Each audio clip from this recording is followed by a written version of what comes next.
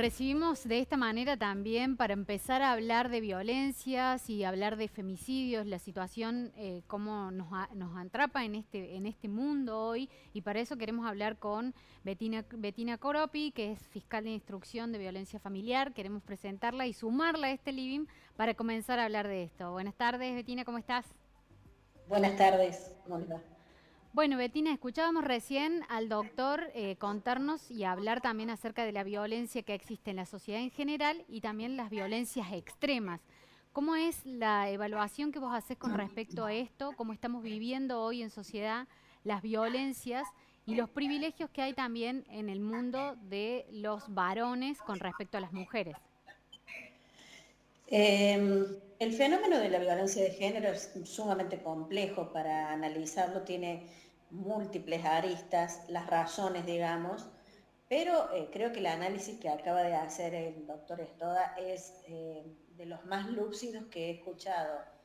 Eh, Porque evidentemente el tema que nos convoca y que nos provoca, digamos, es cuando tenemos un femicidio, que es el emergente más terrible, más luctuoso, más violento, pero los que trabajamos en la temática sabemos que por cada femicidio tenemos miles de mujeres que viven en un círculo de violencia en forma diaria y que sufren todo tipo de violencias físicas, psicológicas, económicas, verbales y otro escalón, digamos, más leve de la violencia también es la discriminación que sufrimos ya todas las mujeres.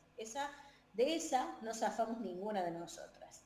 Es por eso que el análisis que acaba de hacer el doctor que acabamos de escuchar me pareció sumamente interesante respecto de esta discriminación de lo que es violencia extrema y de las violencias diarias que padecemos las mujeres y de las que los varones no hablan, porque la verdad es esa, puestos en ser sinceros, los varones deben analizarse y no sé si les llama la atención a los varones, que hablamos mucho de los loquitos, de los violentos, de los femicidas, pero cuando yo hablo con varones, sobre todo con varones de determinada edad, ninguno conoce un violento, ninguno tiene dentro de su círculo de amigos una persona que ejerce violencia sobre las mujeres, y esto tiene que ver directamente con que los varones no están reconociendo el fenómeno, no lo están viendo el fenómeno, porque si no, ¿de dónde salen los femicidas?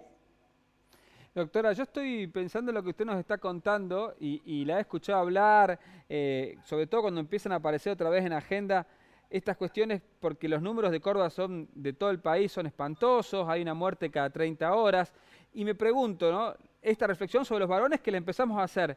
¿Y qué otro elemento tenemos que empezar a tener en cuenta para pensar que de algún momento tenemos que parar esta locura? Digo, los varones hacernos cargo culturalmente de que vamos repitiendo el mismo modelo, pero usted que conoce el tema, ¿dónde cree que hay que empezar a apuntar para que en un momento podamos decir van a bajar estos índices o algo va a cambiar? Porque si no, los números de hoy son de mucho desasosiego. Mire, si yo tuviera la respuesta certera a eso, realmente sería maravilloso.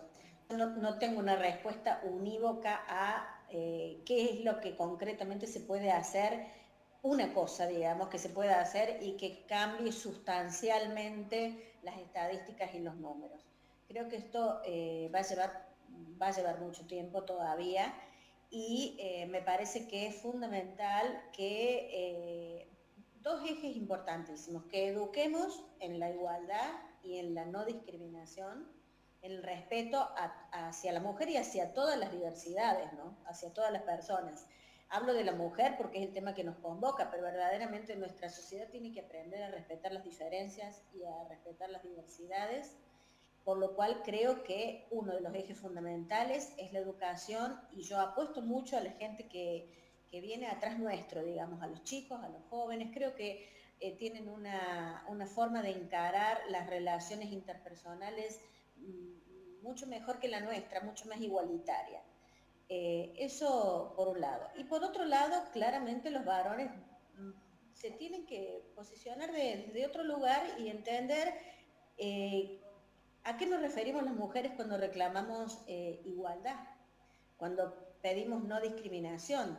Nos referimos no solamente al derecho de caminar con tranquilidad en la calle y no ser agredidas, a no ser agredidas por una pareja, sino a la diaria, a lo que sucede todos los días en nuestros hogares. Los varones se permiten, hasta el día de hoy sucede, disponer del tiempo de las mujeres de una forma completamente arbitraria, ¿no? Disponen de nuestro tiempo considerando que hay determinado rol que lo va a cumplir la mujer. La casa, los hijos, la tarea de los chicos, el pediatra, las compras, la cocina, el manejo de la casa, incluso cuando la mujer trabaja. Incluso le sumo a esto, el cuidado de los enfermos, el cuidado de los ancianos. Le diré que en un 90% siempre esta tarea recae sobre las mujeres. Esto es lo que tienen que revisar los varones. Se tienen que sentar a pensar por qué, desde qué lugar un varón puede exigirle a una mujer un determinado rol que tiene que ver con su propia vida, ¿no? Que tiene que ver con su propio cuidado, con su casa, con su comida, con su ropa. Los varones tienen que salir de ese lugar, se tienen que revisar, porque lamentablemente creo que una de las tantas razones por las que tenemos un crecimiento de violencia contra la mujer en estos momentos, es que la mujer rápidamente ha asumido otros roles y reclama por esos roles y esos derechos. La mujer se ha posicionado y se ha empoderado muy rápidamente y a los varones les está costando mucho. Y esta diferencia en la evolución respecto del trato entre las personas me parece que es una causa fundamental que motiva y que resulta un disparador de la violencia machista. Doctora, y también estamos escuchando últimamente hablar sobre el crecimiento de las cifras como si fuera algo exponencial del momento y que está llamando la atención a una cantidad de femicidios mucho más de los que había anteriormente. ¿Esto realmente es así? ¿Hay más femicidios o más situaciones de violencia extrema ahora que antes? Sí, sí, es así. El fenómeno está mucho más visible que hace años atrás, ¿no? Cuando yo estudiaba en la facultad, hace muchos años atrás, estos crímenes que se producían dentro de una relación de pareja, por ejemplo, eran enseñados en la facultad como crímenes de pasión, crímenes de amor, crímenes pasionales. Eh, o sea, estaban hasta, diría que era un homicidio, pero casi la visión era un homicidio atenuado porque era emocional, pasional, de amor. Hoy en día el fenómeno se visualiza de otra manera y ya no se nos pasan, digamos. Ningún homicidio de una mujer, que es claramente un femicidio, pasa sin ser contado dentro de las estadísticas. Eso hace que las estadísticas sean mucho más certeras y fidedignas, pero también que den más cantidad. No obstante eso, creo que también ha aumentado la cantidad y la pandemia ha sido fundamental en esto, ¿no? Yo he hecho un raconto y en el año 2020, durante el transcurso del año 2020, en la fiscalía que tengo yo a cargo, se duplicaron las causas por violencia, se duplicaron. O sea que claramente la pandemia ha resultado letal para las mujeres, letal. Y las consecuencias las estamos viendo este año, en donde llevamos la mitad, en 3 meses, un poquito más, sí, en 3 meses llevamos la mitad de los femicidios del año pasado.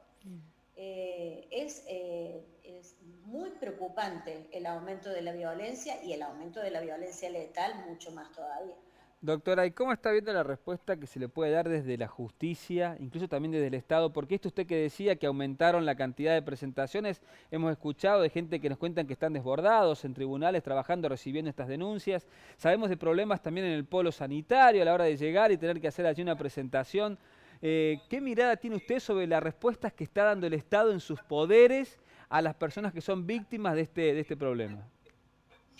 Mira, yo con esta temática he recorrido mucho el país, hablando o intercambiando ideas con gente que trabaja en la misma temática Y puedo decir con absoluta tranquilidad que Córdoba cuenta con recursos que pocas provincias tienen, ¿no? Lo tiene la capital y alguna otra provincia respecto de la lucha contra la violencia de género. Nosotros contamos con el polo, por ejemplo, que en otras provincias no existe, y contamos con fiscalías especializadas en violencia familiar y de género, que tampoco existe en otras provincias.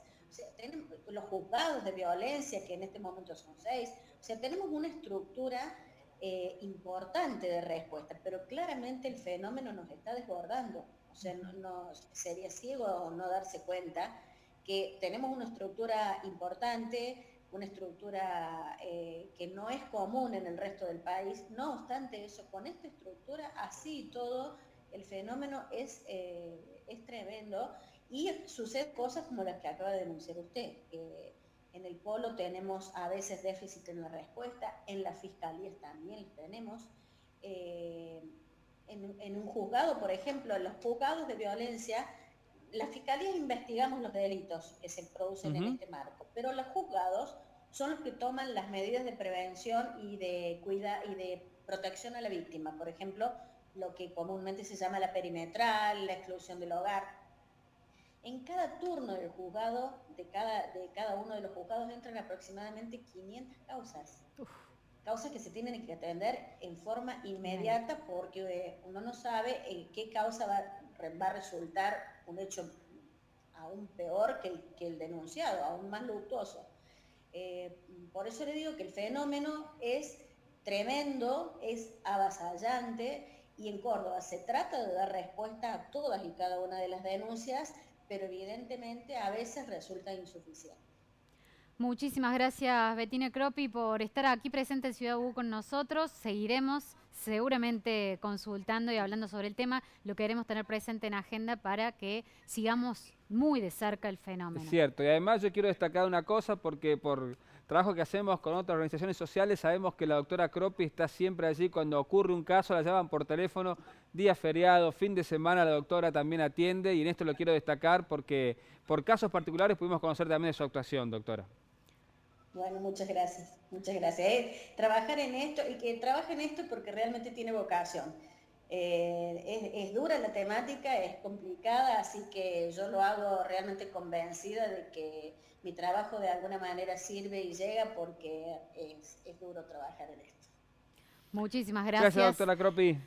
Ha quedado declaraciones y frases fundamentales Fuertes. para seguir pensando, reflexionando, como siempre decimos aquí en la tarde de Ciudad U, vayamos construyendo entre todos qué nos sucede como sociedad. Tarea para los varones, ¿no?